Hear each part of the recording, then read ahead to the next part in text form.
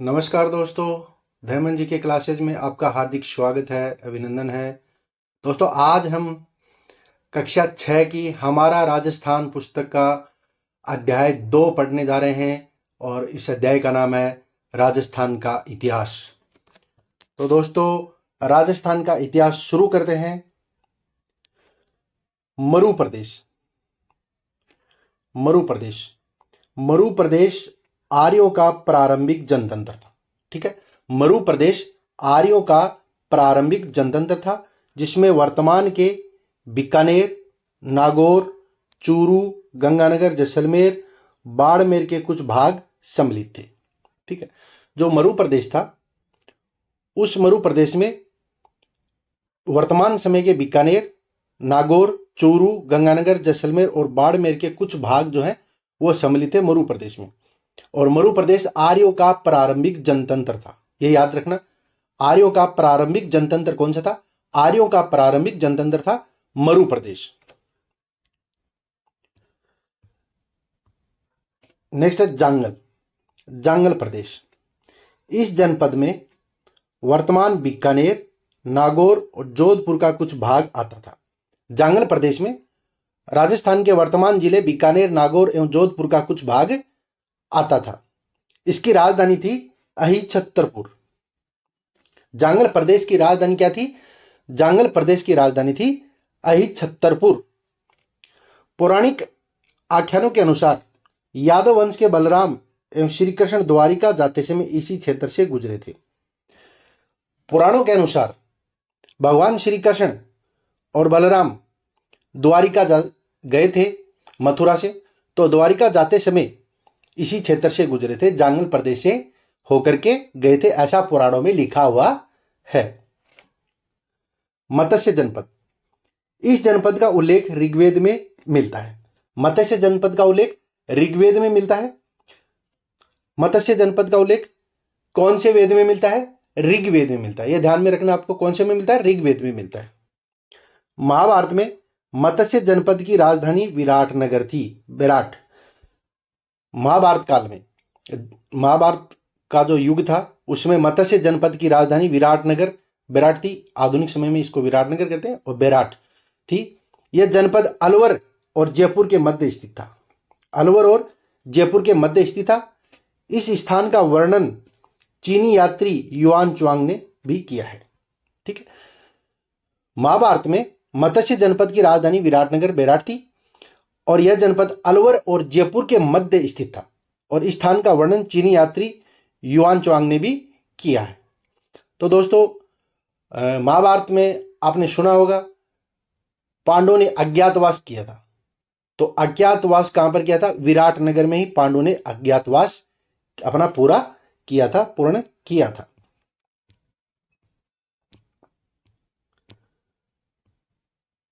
शूरसेन। राजस्थान के भरतपुर, धौलपुर, करौली के अधिकतर भूभाग प्राचीन शूरसेन जनपद में सम्मिलित थे। भरतपुर, धौलपुर, करौली का जो अधिकतर भूभाग है वो शूरसेन जनपद में शामिल था, और इस जनपद की राजधानी थी मथुरा। कौन सी थी? मथुरा थी। ठीक है, बयाना प्रशस्ति में शूरसेन नामक राजवंश का वर्णन मिलता है। ठीक है, बयाना प्रशस्ति में शूरसेन नामक राजवंश का वर्णन मिलता है। तो शूरसेन राजवंश का वर्णन किस प्रशस्ति में मिलता है? बयाना प्रशस्ति में। किसमें? बयाना प्रशस्ति में मिलता है। नेक्स्ट है सीवी। सीवी जनपद आधुनिक उदयपुर के पूर्व, पश्चिम तथा उत्तर का संभागीय प्रदेश में सीवी जाति ने आधिपत्य स्थापित किया। इसकी राजधानी थी मजमिका या माध्यमिका। सीवी जनपद की राजधानी क्या थी? माध्यमिका थी, जिसके अवशेष चित्तौड़गढ़ के पास नगरी नामक गांव में मिलते हैं। चित्तौड़ के पास में गांव है नगरी, वहां पर इसके अवशेष मिलते हैं। इस भूभाग को मेदपाट, मेवाड़ तथा प्रागवाट भी कहा जाता था। तो दोस्तों, सीवी जनपद जो है वो आधुनिक उदयपुर के पूर्व, पश्चिम तथा उत्तर का संभागीय प्रदेश में है, उसका आधिपत्य था, और इसकी राजधानी माध्यमिका थी, और इसके अवशेष हमें चित्तौड़गढ़ के पास एक गांव है नगरी, वहां पर इसके अवशेष हमें प्राप्त होते हैं। और इस भूभाग को, यानी कि जो शिवी जनपद का भूभाग था, इस भूभाग को मेदपाट, मेवाड़ या प्रागवाट भी कहा जाता था। अर्जुनायन, भरतपुर अलवर प्रांत के अर्जुनायन अपनी विजयों के लिए प्रसिद्ध थे। ठीक है, अपने विजयों के लिए प्रसिद्ध थे। अर्जुनायन किसके लिए प्रसिद्ध थे? अपनी विजयों के लिए प्रसिद्ध थे। मालव, मालवों की शक्ति का केंद्र जयपुर के निकट नगर था, जो वर्तमान में टोंक जिले में स्थित है। मालवों की शक्ति का जो केंद्र था वो नगर था, जो वर्तमान में टोंक जिले में स्थित है। मालवों की दिग्विजय का यूप अभिलेख नानसा भीलवाड़ा में लगा है। ये क्वेश्चन बनता है अपना, काफी इंपॉर्टेंट क्वेश्चन बनता है कि मालवों की दिग्विजयों का उल्लेख जो हमें वो कहां पर मिलता है? यूप अभिलेख में। और यूप अभिलेख कहां पर लगा हुआ है? नानसा भीलवाड़ा में लगा हुआ है। कहां पर लगा हुआ है? नानसा भीलवाड़ा में लगा है। नेक्स्ट है योद्धे। योद्धे एक शक्तिशाली गणतंत्रीय कबीला। यह ध्यान में रखना आपको दोस्तों, पूछा जा सकता है, क्योंकि आजकल जो एग्जाम हो रही है उनमें क्वेश्चन जो आते हैं, पेपर आते हैं, उनका स्तर काफी अच्छा आता है स्तर। तो यह क्वेश्चन आपको ध्यान में रखना है कि योद्धे जो जनपद था वो क्या था? गणतंत्रीय कबीला था। योद्धे एक गणतंत्रीय कबीला था, बाकी क्या थे? जनतंत्र, राजा का शासन था, और यहां गणतंत्रीय में जनता का शासन होता था। ठीक है ना? तो योद्धे क्या था? एक शक्तिशाली गणतंत्रीय कबीला था। और संभवतः कहा जाता है कि योद्धों ने ही उत्तरी राजस्थान से कुषाण शक्ति को नष्ट किया था। यह क्वेश्चन भी काफी इंपॉर्टेंट बनता है कि उत्तरी राजस्थान से कुषाण शक्ति को नष्ट करने का श्रेय किसको जाता है? योद्धे को जाता है। गुप्त काल तक ये गणतंत्रीय व्यवस्थाएं अपने क्षेत्र में बनी रही, परंतु 5वीं सदी के बाद हूण आक्रमणों ने यहां के गणतंत्रीय जनपदों की व्यवस्था को समाप्त कर दिया। यहां की जो गणतंत्रीय जो व्यवस्था थी वो हूण आक्रमण के बाद समाप्त हो गई थी। बृहद संहिता नामक ग्रंथ में इसके पतन की चर्चा है। ठीक है, यह प्रश्न भी दोस्तों इंपोर्ट बनता है, अपने यहां पर इंपोर्टेंट क्वेश्चन बनता है कि योद्धों या गणतंत्रीय जो शासन व्यवस्था थी, गणतंत्रीय जो जनपद थी, उनके समाप्त होने का या उनके पतन की चर्चा, पतन का उल्लेख किस ग्रंथ में दिया गया है? बृहद संहिता में। बृहद संहिता में इसका बात का उल्लेख किया गया है कि जनपदीय जो व्यवस्था थी उनका पतन हुआ है। ठीक है, तो क्वेश्चन को ध्यान में रखना, आपको एक पॉइंट ध्यान में रखना है कि योद्धों यानी कि गणतंत्रीय जो जनपद थे उनके पतन की जानकारी हमें कहां से मिलती है? बृहद संहिता से मिलती है। नेक्स्ट अपना मेवाड़। प्राचीन शिवी जनपद वाले क्षेत्र को मेवाड़ कहा गया। आधुनिक उदयपुर, चित्तौड़गढ़, प्रतापगढ़, राजसमंद, भीलवाड़ा जिले मेवाड़ क्षेत्र के थे। मेवाड़ क्षेत्र कौन सा था? आधुनिक उदयपुर, चित्तौड़गढ़, प्रतापगढ़, राजसमंद, भीलवाड़ा, ये सब क्या है? मेवाड़ में आते थे। इस क्षेत्र में 7वीं शताब्दी से आधुनिक राजस्थान के निर्माण तक गुहिल और सिसोदिया वंश का राज्य यहां पर रहा था। मेवाड़ में 7वीं सदी से लेकर के राजस्थान का निर्माण हुआ था, तब तक यहां पर गुहिल सिसोदिया वंश का शासन यहां पर रहा था। और यहां की बोली है मेवाड़ी। कौन सी बोली है? मेवाड़ी बोली यहां की बोली जाती है। नेक्स्ट है वागड़। राजस्थान में 2 क्षेत्र वागड़ के नाम से जाने जाते हैं। राजस्थान में 2 क्षेत्र वागड़ के नाम से जाने जाते हैं, यह आपको ध्यान में रखना है। हालांकि इतना इसमें कभी क्वेश्चन पूछा नहीं गया है, लेकिन फिर भी आपको ध्यान में रखना है। राजस्थान में 2 क्षेत्र है जो वागड़ के नाम से जाने जाते थे। एक तो है डूंगरपुर बांसवाड़ा। डूंगरपुर बांसवाड़ा क्षेत्र वागड़ के नाम से जाना जाता है। दूसरा बताया गया है पिलानी के पास नरड़, भादरा, नोहर और कन्नड़ा का जो क्षेत्र है उसको भी वागड़ के नाम से जाना जाता था, किंतु अधिकतर दक्षिणी राजस्थान के डूंगरपुर बांसवाड़ा की भूभाग को ही वागड़ या वागड़ कहा गया और इसकी बोली को वागड़ी कहा गया। ठीक है, राजस्थान में 2 क्षेत्र वागड़ के नाम से जाने जाते थे। एक तो डूंगरपुर बांसवाड़ा क्षेत्र है और एक पिलानी के पास नरड़, झुंझुनू गांव, झुंझुनू जिले की बात है। पिलानी झुंझुनू जिले में है।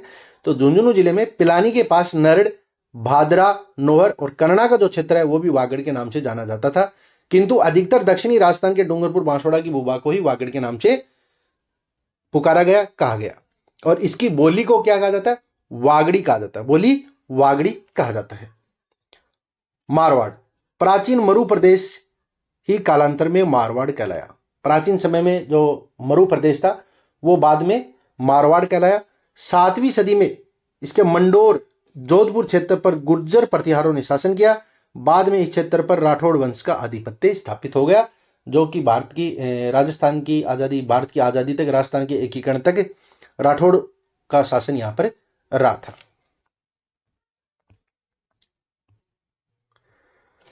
हाड़ौती, आधुनिक बूंदी और कोटा का क्षेत्र हाड़ौती कहलाता है। आधुनिक जिले हैं बूंदी और कोटा का जो क्षेत्र है वो हाड़ौती कहलाता है। प्राचीन काल में इस भूभाग पर मीणा जनजाति का आधिपत्य था। मीणा जनजाति का यहां पर आधिपत्य था कोटा बूंदी में। मीणा वंश का बुंदा नाम के नाम पर ही बूंदी का नामकरण हुआ। बूंदी जिले का नामकरण किसके नाम पर हुआ? बुंदा मीणा के नाम पर। मीणा वंश का था एक बुंदा, उसके नाम पर बूंदी का नामकरण हुआ। कालांतर में चौहान वंश की हाड़ा शाखा ने इस क्षेत्र पर अधिकार कर लिया, तभी से इस भूभाग को, यहां की बोली को हाड़ौती कहा जाने लगा। ठीक है, मीणा वंश के नाम पर बूंदी का नाम पड़ा। बाद में यहां पर चौहान वंश की हाड़ा शाखा ने इस क्षेत्र पर अधिकार कर लिया और तभी से इस भूभाग को हाड़ौती और यहां की बोली को भी हाड़ौती कहा जाने लगा। हाड़ौती क्षेत्र और बोली को हाड़ौती कहा जाने लगा। ढूंढाड़, जयपुर एवं उसके आसपास का क्षेत्र ढूंढाड़ नाम से प्रसिद्ध रहा था। 12वीं सदी में कछुआ राजपूतों ने यहां की स्थानीय जनजाति के मीणों और बड़गुजरों को परास्त कर अपने राजवंश की नींव डाली। इसी क्षेत्र की भाषा ढूंढाड़ी कहलाती है। ठीक है, ढूंढाड़ क्या है? जयपुर और उसके आसपास का जो क्षेत्र है वो ढूंढाड़ कहलाता है। जयपुर और उसके आसपास का जो क्षेत्र है वो ढूंढाड़ कहलाता है। 12वीं सदी में कछुआ वंश ने यहां पर स्थानीय जो जनजाति के मीणा और बड़गुजर थे उनको परास्त कर दिया और कछुआ वंश की स्थापना यहां पर इन्होंने की थी। और इस क्षेत्र की जो भाषा है वो ढूंढाड़ी कहलाती है। ठीक है, इस क्षेत्र की भाषा क्या कहलाती है? ढूंढाड़ी कहलाती है। मेवात, अलवर भरतपुर का वह क्षेत्र जहां मेव जाति की अधिकता रही, मेवात कहलाता है। अलवर भरतपुर का वह क्षेत्र जहां पर मेव जाति की अधिकता है उसे मेवात कहते हैं। मेवात क्षेत्र वो कहलाता है। और मेवातियों का प्रसिद्ध नायक था हसन खां मेवाती। हसन खां मेवाती मेवातियों का प्रसिद्ध नायक था, जिसने खानवा के युद्ध में राणा सांगा की ओर से बाबर के युद्ध लड़ता हुआ मारा गया था। ठीक है, मेवात का क्षेत्र कौन सा है? अलवर भरतपुर का क्षेत्र जहां पर मेव जाति अधिकता पाई जाती है, मेवात कहलाता है। और मेवातियों का प्रसिद्ध नेता था हसन खां मेवाती, जो खानवा के युद्ध में महाराणा सांगा की ओर से बाबर के युद्ध लड़ा था और वीर गति को प्राप्त हुआ, मारा गया था। इसके अतिरिक्त राजस्थान में जैसलमेर को मांड या वल कहा जाता है। जैसलमेर को क्या कहा जाता है? मांड या वल। जोधपुर का दक्षिणी भाग गुर्जरत्रा, प्रतापगढ़ को कंठड़, झालावाड़ का क्षेत्र मालव, चूरू झुंझुनू शिक्कर वाला क्षेत्र शेखावटी, ब्यावर अजमेर क्षेत्र को मेरवाड़ा के नाम से जाना जाता है।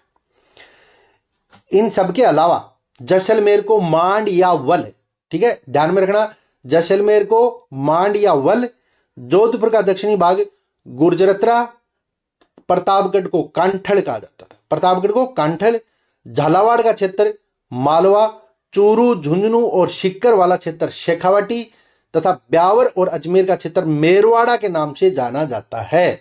यह आपको ध्यान में रखना है। तो दोस्तों, यह था अपना 2 का पाठ, अध्याय 2 कक्षा 6 की हमारा राजस्थान पुस्तक का अध्याय 2 राजस्थान का इतिहास। और दोस्तों, इसकी जो पीडीएफ है वो आपको टेलीग्राम पे मिल जाएगी। और दोस्तों, चैनल को सब्सक्राइब जरूर कर देना, शेयर कर देना, लाइक जरूर कर देना। तो दोस्तों, जल्द मिलते हैं नेक्स्ट वीडियो में। तब तक के लिए नमस्कार, जय हिंद, जय भारत।